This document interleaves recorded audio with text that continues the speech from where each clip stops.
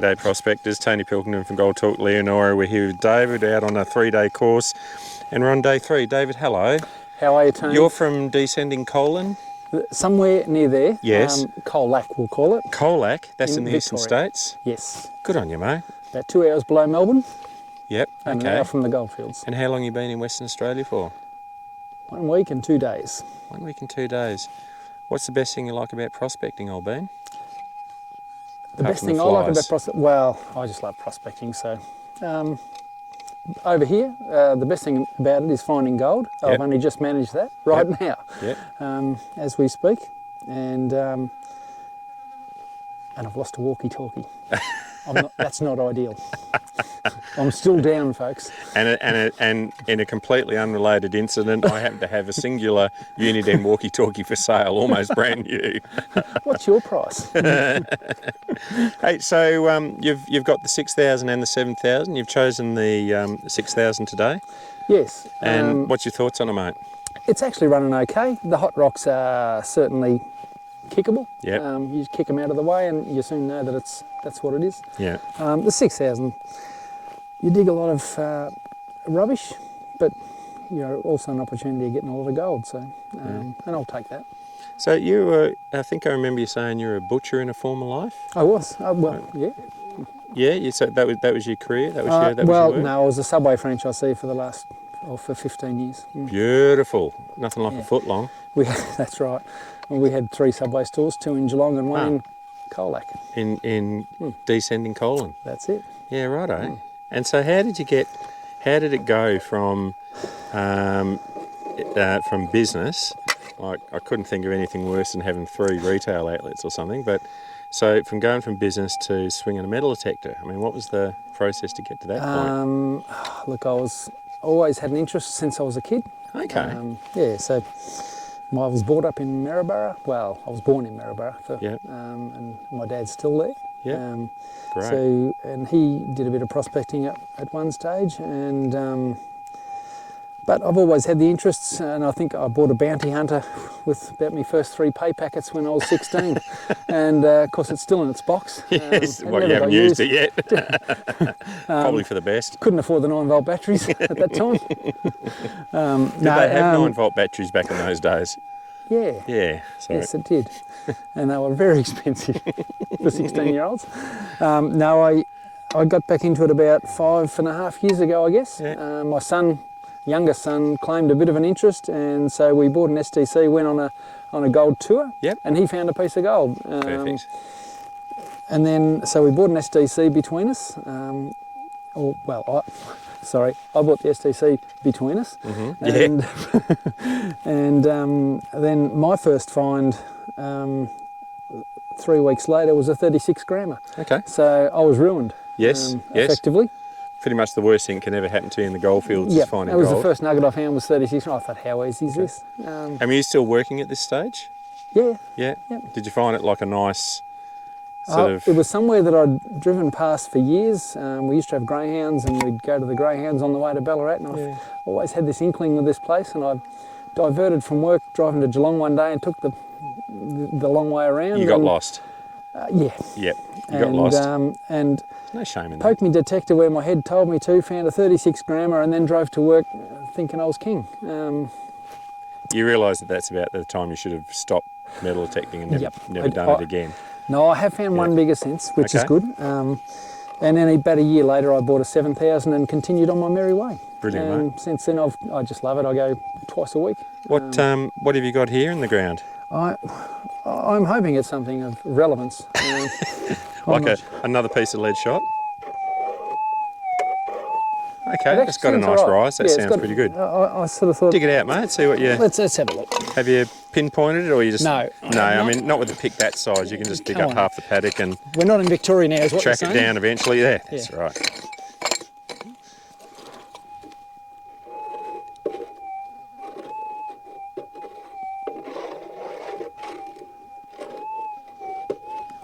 There we go.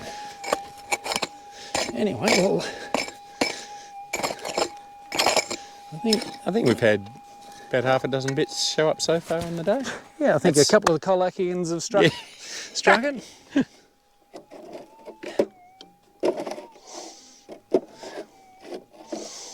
probably ground noise, David. I'd just walk away from that, mate. I wouldn't I be like bothered. it. Hey? I actually like it. Okay. You calling it? It's unfortunate. It's in a bit of something solidly hard. Well, Would that be? with a little bit of local knowledge. Yep, that's ground noise. It's probably it's probably not in that, but it's probably slipped down in between two bits of it. Okay, because you got something repeatable there. It doesn't sound like ground noise to me. So it's in that gap, you reckon? Yeah, that's where I'd be working. I mean, thing is for me. You've been a know-it-all and all that. Yeah. Just kidding. Thank you. Have you enjoyed the course? I've really enjoyed it. Have you learned anything? I'll tell you if this is gold. That's the spirit. Until then, look, I'm going to reserve judgment. Yeah. No, I learnt a lot about...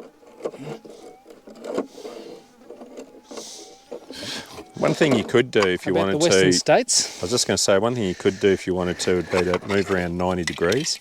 Yeah, Because, as you know, a monolith coil is sensitive all the way around. And we've got a bit of a centre line.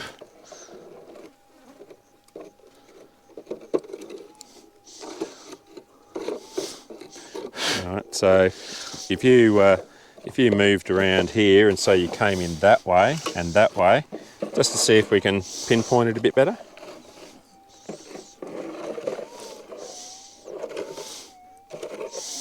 It's actually over here a bit further. Yeah.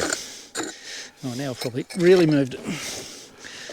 Tell you what, I'll have a little bit soft there. This is getting a bit long-winded, Tony. Oh, look, I lost interest about 10 minutes ago, David, so...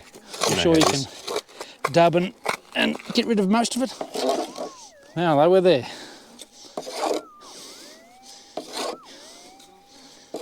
Good sounding bit of lead shot. Don't be like that.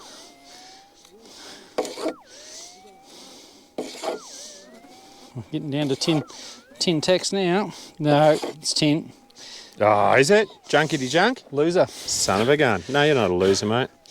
Oh, look, it's a T for Tony, if that's any... Is it? Yeah. Oh, shit, it's a sign. Can I have that, mate? You can. Thank you. T for Tony. Well, it's a bit like Thor's hammer. And so clearly that video ended poorly. Yeah, very.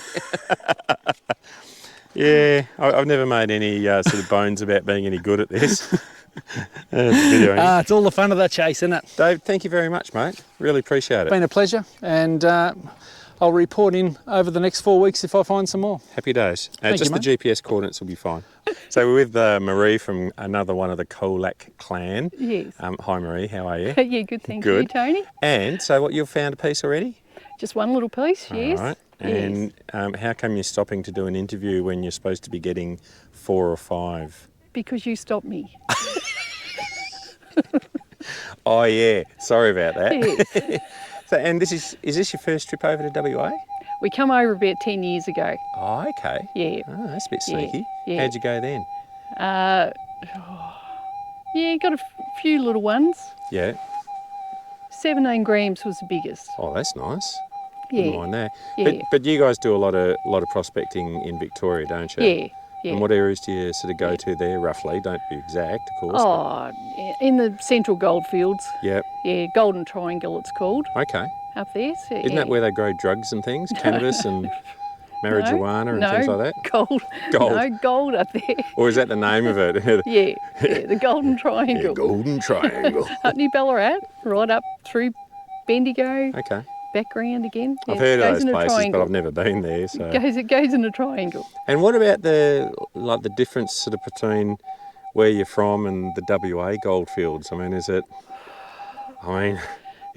too big a question? Oh, a lot of just different landscape. Yeah. A lot of rocks and Yeah. just whole big area. Where we go, it's more bush. Okay. Yeah, and anyone can go there.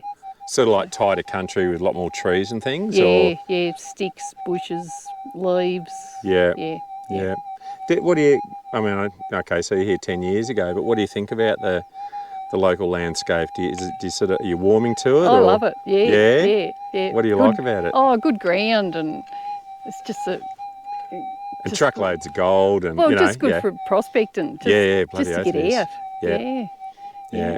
Yeah. So, and anything else about what do you like the camping side of it? And, Oh yeah, she loved the camping. Yeah. yeah. We got a good group of people come out. Because you got, what, half a dozen or so, haven't you? Yeah. Bloody rat bags. Yeah, You're being annoying us on the 3-day course, which Yeah, should be good. I don't know how we let you in.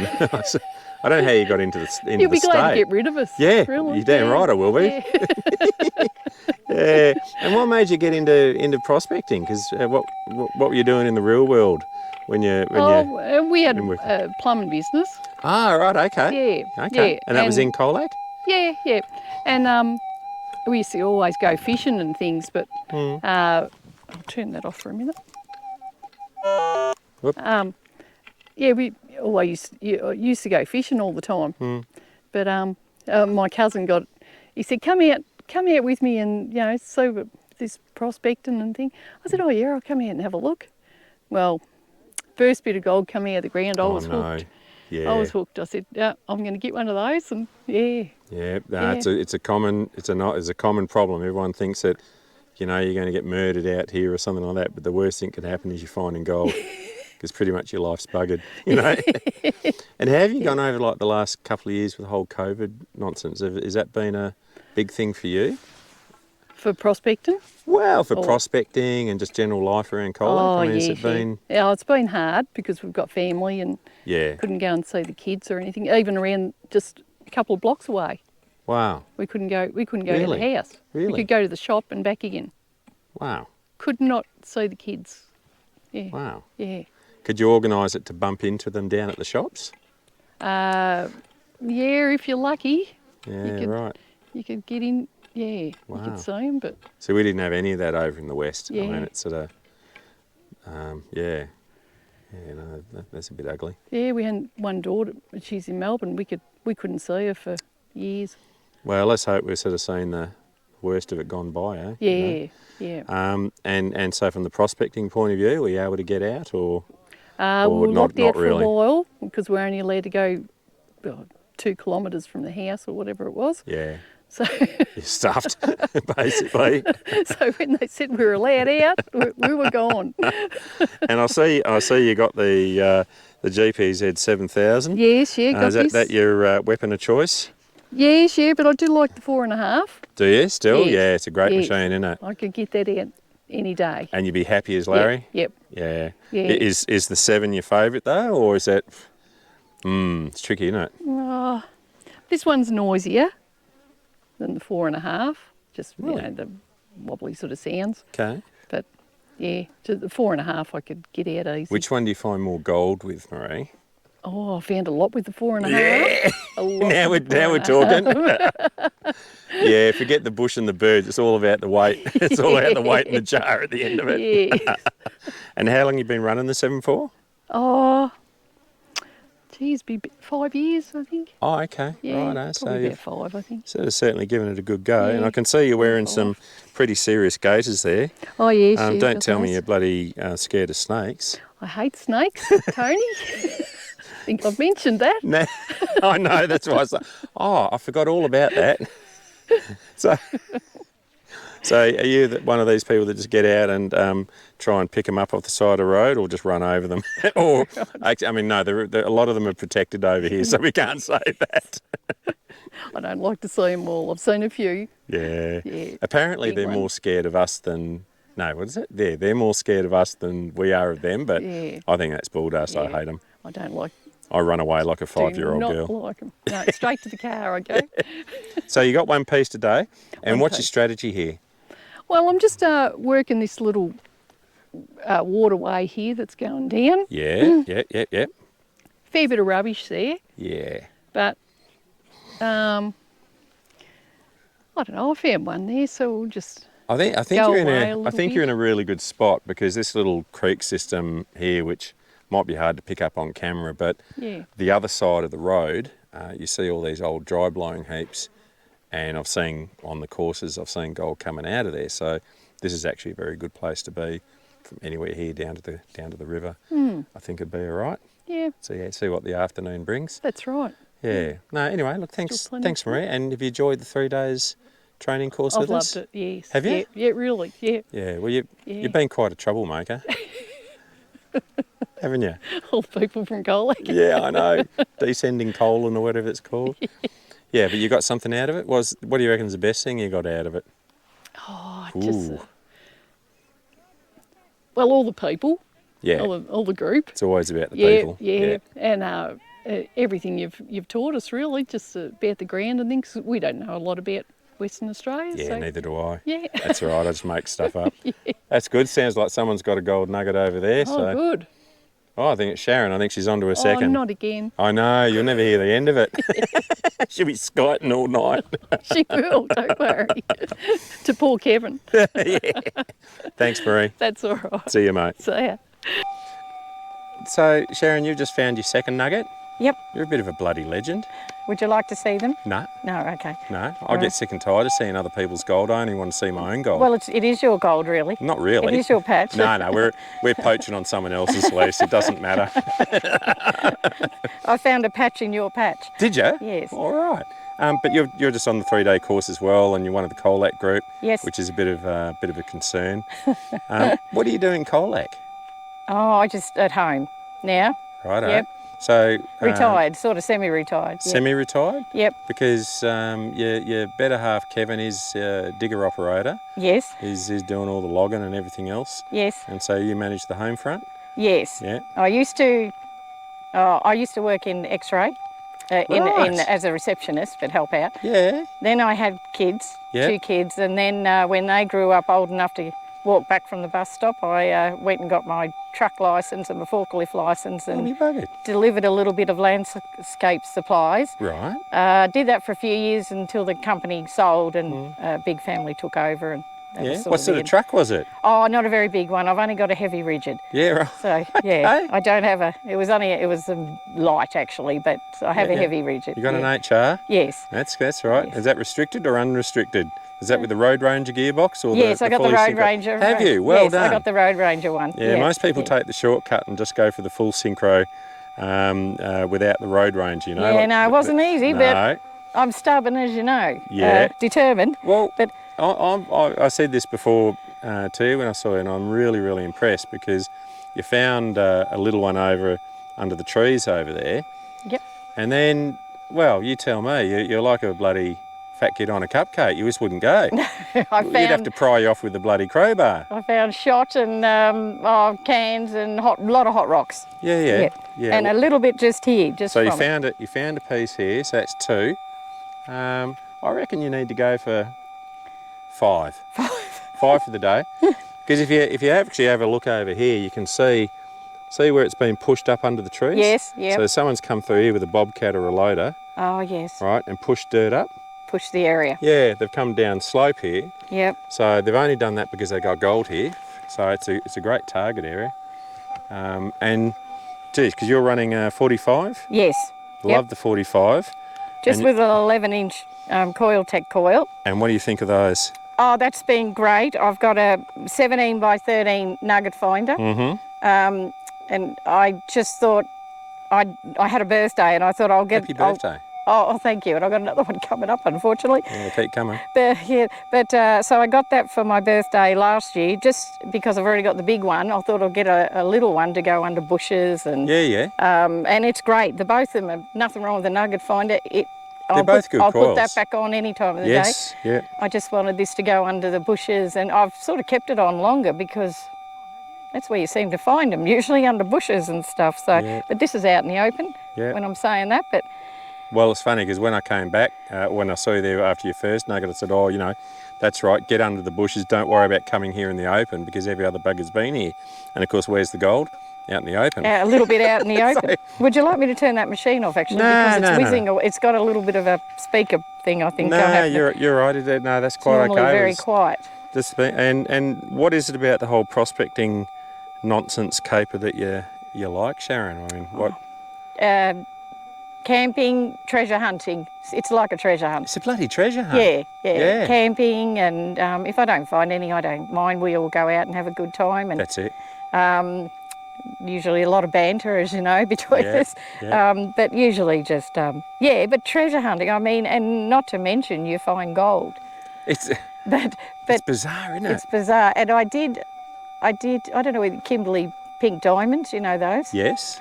I had a little container of little ones, and I thought I was walking past our local jewellers one day, so you could tell the ladies, and I traded in some of it for a Kimberley little tiny Kimberley pink diamond. Not a huge expensive one, but that was the best probably little investment I ever did. I swapped a little bit of my gold for one of them. Yeah. The jeweller wants the gold very happily. Yeah. And it's now, those pink diamonds have gone up. So, Have they? So, they're going through the roof. Oh, really? Yeah, they're cool. Yeah, because they can't find any more. They're rare anyway. Because I bought a little one on a necklace for Lisa for Christmas. Oh, wow, and she's not really a girly girl that likes a lot of jewellery. Well, neither am I, and I'm surprised I did that myself. Yeah, I did. But it's even though it's tiny, and at first I thought, oh, shit, maybe I should have found a bit more money and gone for the bigger one. Yeah, but I thought, oh, Tony, you're a tight ass. No, but you can really expensive. see, and you can really see the pink, I was going to say the pink bits on it, but that doesn't sound right. Well, yours must be better. Mine's called blush because they're just a lighter pink, but they've all gone through the roof. It's the cheapest one I could find, so I don't. So they're, so they're a bit of you can swap gold for. Well, I didn't. I've never done it before, but I swapped it for. Isn't that great? Swapped it for a ring, and and you reckon you'll keep up doing the prospecting? Oh yeah, about 7 years now, I think. It's 7 years. Yeah, 6 or 7 years or something. So this has been one of the easiest sort of third days of a course we've ever done because you guys all know what you're doing. Oh, right, and you don't need us. I mean, I can see your style, I can see what you're doing, and you're all finding gold. So good. So it's all good. pretty That's straightforward. Good. I don't know about your husband. I know. He might be striking out, but he hasn't heard I found the second bit yet. No, but I'm absolutely going to go and tell him now. Please go do Guaranteed. Sharon, thank you very much, mate. Oh, that's all right. Go right. and find your third. Yes. See ya. I'll stop and have a drink. Bye. Okay, bye.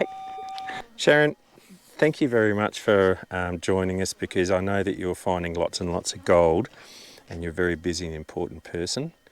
So, I appreciate you taking the time. But why is your name Shag? Where did that come from? Well, that came from Telfer, actually. Yes. I was called Shaggy Bear because I hadn't been up there. You couldn't go and get a haircut. So my hair was a bit scruffy because it grows long really quickly. So they used to call me Shaggy Bear, and of course then it got called Shaggy and then down to Shag. So that is totally different from what I was expecting. I can imagine. Now, what were you doing up in Telfer?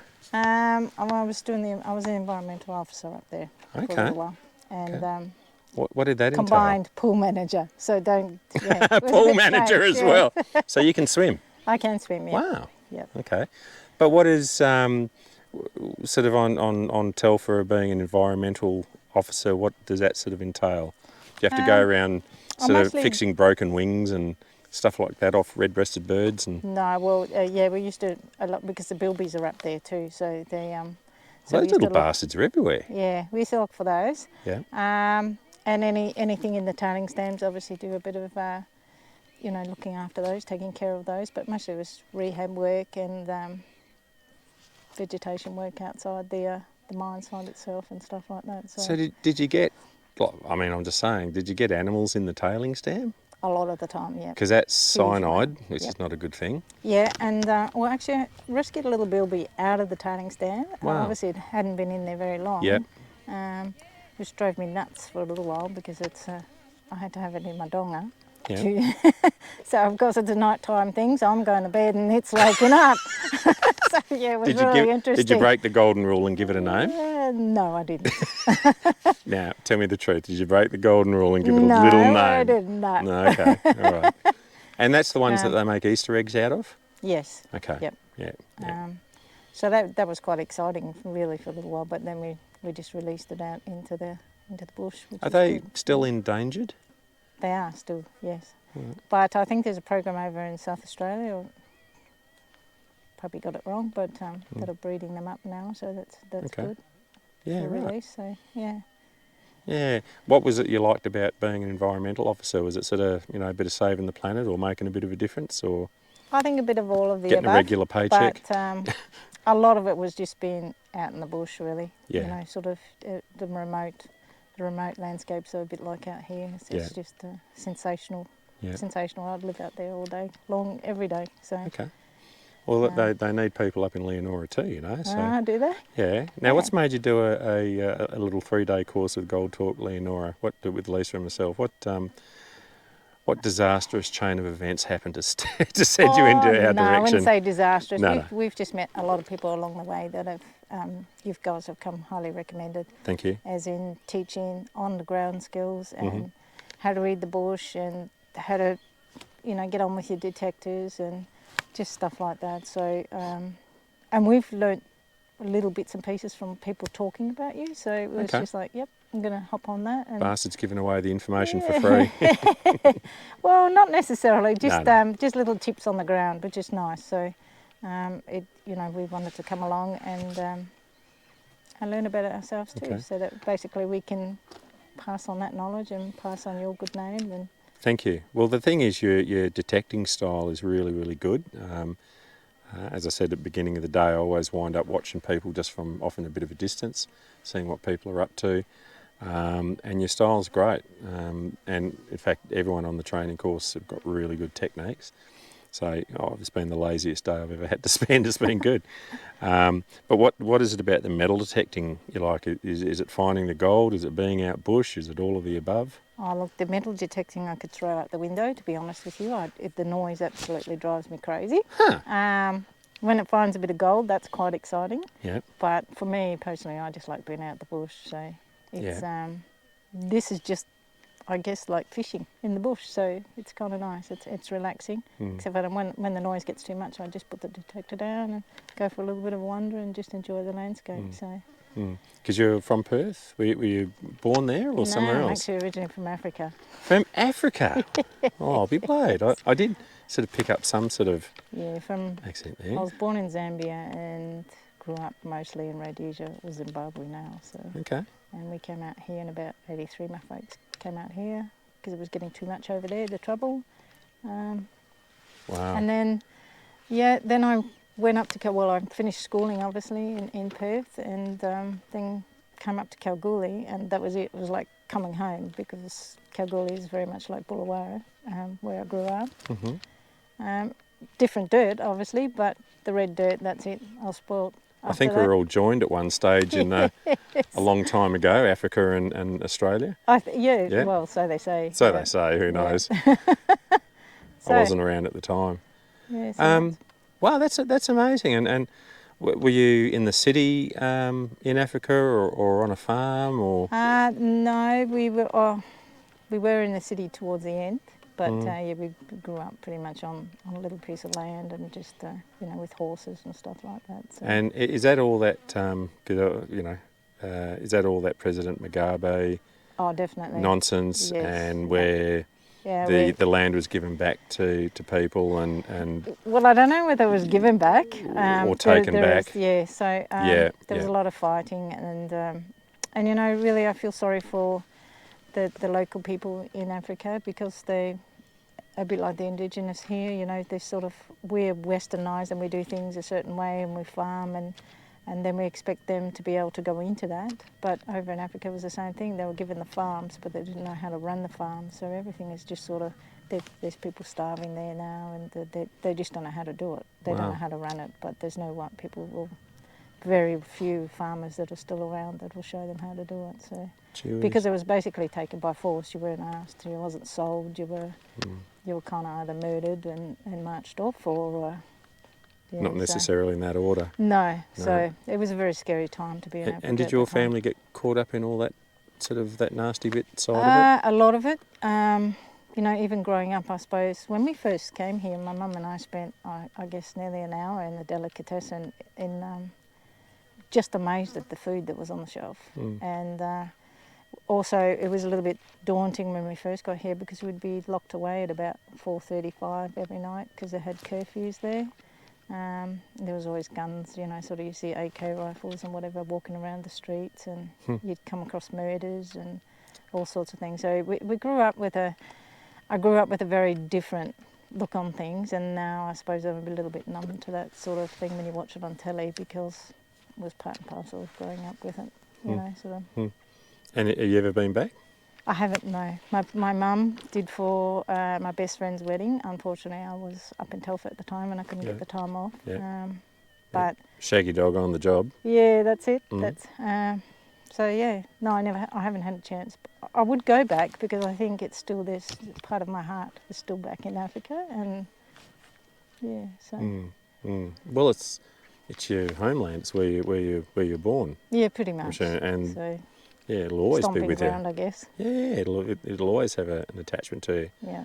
Yeah, it's funny because I have spoken to a few farmers that were kicked off in pretty ugly circumstances and I just sort of always thought what a horrible situation to be kicked off somewhere where you're emotionally attached to. You know, Yeah, for sure. It's interesting because it does. When you think about that, then I can think about other more local situations, and it sort of makes you understand things maybe a bit more. But yeah, I don't think people realise, and I know that, you know, sort of when I first got here as a kid, I was given a hard time about the apartheid thing. Yep. In Rhodesia it was different, or Zimbabwe it was different than South Africa. But the apartheid wasn't there to separate people, it was just really there to keep people safe, basically. And that's where things get a little bit distorted. And then with Nelson Mandela, I mean, you know, most people don't know his original history, which I don't want to go into, but he became a really amazing man, and you know, sort of the Nobel Peace Prize and whatever, good on him, but he turned his whole life around because of the circumstances he was put in. So yep. yeah, so it's interesting. It's, you know, sort of there's a lot of, and the same for the, you know, people here, the Aboriginal people here. People give them a hard time, but I think it's wrong because we don't see the other side of things. We just see how we've westernised them, and they can't. No one sees the full cope with picture. that. That's right. Yeah. No, you must have quite an amazing perspective with that kind of an upbringing, or be. Well, you do. You There'd sit on probably the be outside, I suppose. But, There'd be some very hard lessons that you would have learnt in life, but it would have been quite fascinating, I think. Oh, for sure. It's sort of mould you into a totally different person. That's for sure. So, how is that going to help your prospecting? How is your upbringing going to help your prospecting, Shag? Shaggy dog. Well, I suppose it's like anything. It gives you a totally different perspective. You know, you never take anything for granted. You live in the moment, for the moment, and same with the prospecting. You get out there, and if you find a piece of gold, that's just fantastic. But it's just you just got to enjoy every moment that's given in life. And I think prospecting is like that. It teaches you patience, and then teaches you to enjoy the bush, teaches you to enjoy yourself. You know, it's quite a solitary thing. So yeah. So. No, that's interesting. And because you've been going for a fair while, do you enjoy helping other people when they're sort of on their little learning journeys? Oh, absolutely. What do you enjoy about that? Yeah, I don't know. I think it's people, just learning people. I'm probably more of a people studier than I am an engager with conversation and stuff like that. But it's just people are interesting. They teach you things as well. So it's always a learning curve for me. If I'm teaching someone, they're always teaching me back. So, yeah. Right. And so what's the number one thing you've taken away from the 3-day course this time around? Wow, there's been a lot of things. There's been a lot of things. I guess basically Lisa's scones are amazing. they are sensational. Yeah. But no, you go as a whole. You're a complete package, and you don't just teach from a textbook. You teach from personal experience, and you're more than happy to, you know, sort of cast the shadows where we all, you know, think it's all, you know, light and whatever. There are shadow sides as well, and it's nice because you bring the yin and the yang back into prospecting. I've really enjoyed it. I've learnt a lot about my machine, about the ground, about, you know, sort of the hardships, and because I often get out here myself personally and think, how the hell did these prospectors of the old days walk this far and know what to do? Greed. Yeah, but it was just phenomenal, you know, and I take my hat off to them because we come out here in the, you know, luxury with our caravans and our camper vans and our swags and whatever else, and they just pushed the barrow out here and did it. It's amazing. It's amazing that one of my favourite pastimes when we're doing exploration work is nutting out the old-timers dry blowing heaps. It sounds like a funny thing, but with a bit of practice you can start recognising the different groups, where they've been working and what they were doing. And my best guess is that, 100 years ago it's exactly the same as today. There's 95% of people were rubbish at prospecting and a few were really good. Yeah. And every now and again in the bush I'll come across the people that are really good, where they're systematically doing 250 metre intervals with their dry blowing heaps and all in the right places, in their sampling work. You can just tell, and in the laterites, and you can really see what they're doing. So I get a huge kick out of that. Yeah, I bet. When you see people. So no, that's good, mate. It's been an absolute pleasure having you two with us on the course. I do think that you're both slightly insane, but that's a good thing, I think. Well, that's good then. Yeah, no, it is. It's really good. Do you think you'd ever move to Leonora? Oh, look, I'd move up this way in a flash. Would you? Just convincing the other half to do it. I'll be here tomorrow, for sure. Oh, right. Well, I might go and interview them. I just got to get a good job. Yeah. Oh. Well, the one thing about Leonora is that you almost never see any jobs advertised, right? Yeah. But it's all word of mouth, and there are thousands of them. Yeah, And it could be whether it's cleaning toilets or environmental. It just doesn't matter. You would be employed within an hour.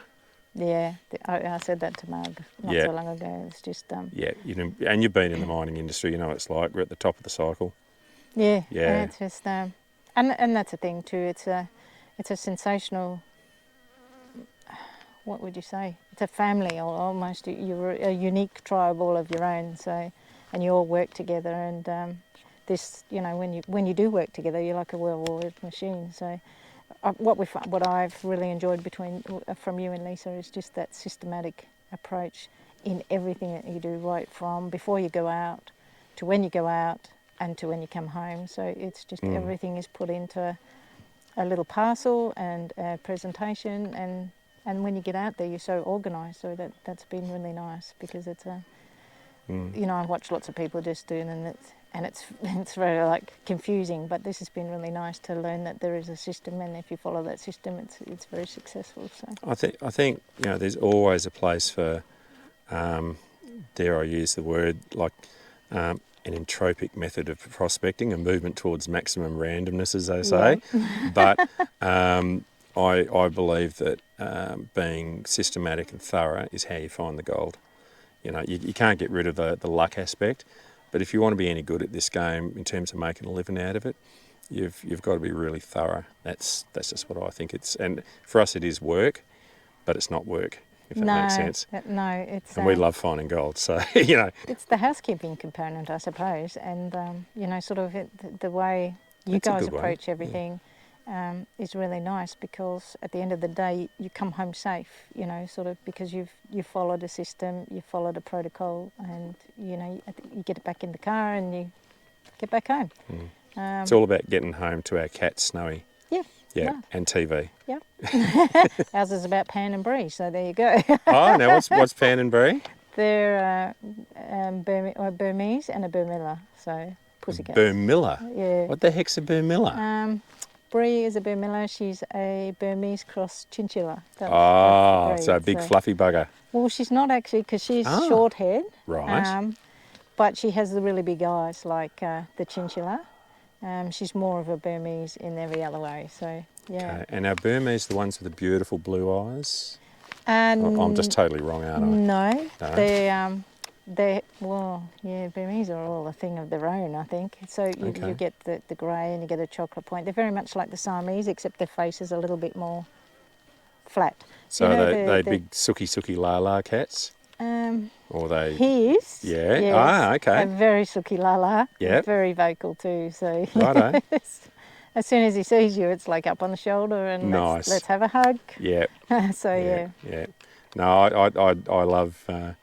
I really like cats, and mainly because I have just such a hatred for Australian native wildlife. Yeah. And I find cats are very good They're at very culling good at- most of them out. I appreciate that. They get rid of at least 100 or so a year each, and Yes. I think that's to be applauded. Yeah, you know, especially if they're on the loose. Yeah, Yeah, that's exactly right. If only Princess Snowy Fluffy Bottom would be on the loose, but she's too She's fat and adopted lazy. you, so yeah, she is. She's trained her people. yes. Yes, I am at least third in line. Shag, thanks very much for taking 5 minutes to have a chat with us, mate. Thanks, Tony. So you got one piece? I got one piece. Go and Yep. find some more. I reckon 3 is your target by the end of the day. All right. I'll All do right. my best. See ya. Thank you.